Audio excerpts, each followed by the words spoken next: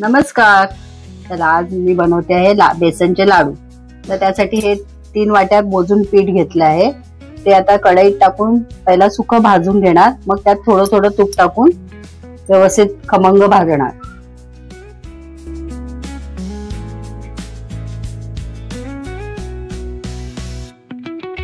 आता हे पीठ 5 मिनिटं तरी मी चांगलं भाजलंय वर खाली करून व्यवस्थित. आता ह्याच्यात मी थोडं थोडं तूप टाकते आणि परत चांगलं भाजून घ्यायचं.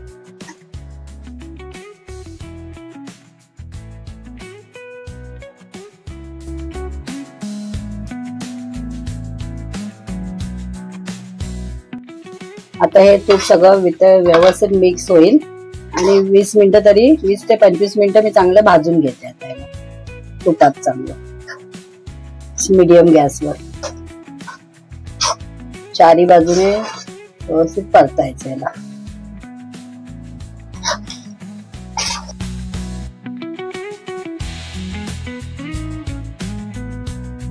बेसन चांगले भाजून झालंय.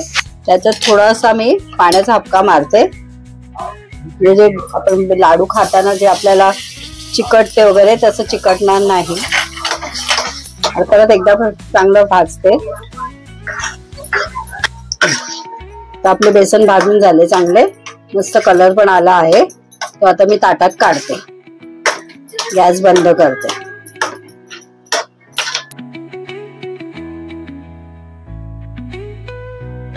टाकल्यावर ताटात पण जरा हलवायचं, कारण गरम असेल ना, एका साईडने ते परत लाल होईल. अजून थोडस हलवत राहायचं. जरासं थंड असं 2 मिनिटं जरासं गारवा आला त्याच्यात की मग काय हरकत नाही. मग असं थंड व्हायला सोडून द्यायचं. बेसन भाजून झाले. आता त्याच कढईत मी पाव वाटी रवा घेतलाय भाजायला. बारीक रवा आहे तो भाजून घेते जरासं तूप टाकून. मग तो त्याच्यात मिक्स करायचा.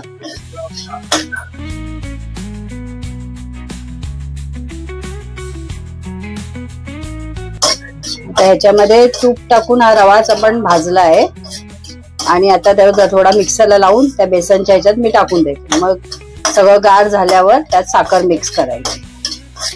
आता बेसन थंड झालंय चांगलं. त्याच्यात आता मी 1.5 वाटी साखर मोजून टाकलेली आहे आणि आता त्याच्यात ड्रायफ्रुट्स टाकते. सगळे वेलची पावडर टाकणार आहे. सगळं हे मिक्स करणार आहे. आता मिक्सरला लावलेला रवा पण टाकते ह्याच्यात. तो पण मिक्स करते ह्याच्यात.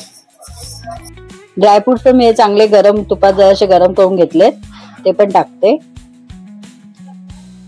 1 चमचा वेलची पावडर टाकते. आता हे सगळं मिक्स करून घ्यायचं चांगलं आणि लाडू वळायचे.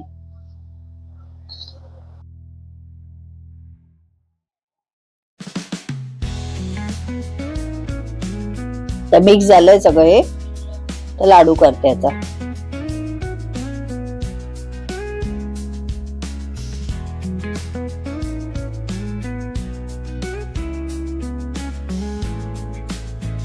अशा प्रकारे माझे लाडू तयार झालेत. आता हे थोडे सुकले का मग डब्यात भरून ठेवणार.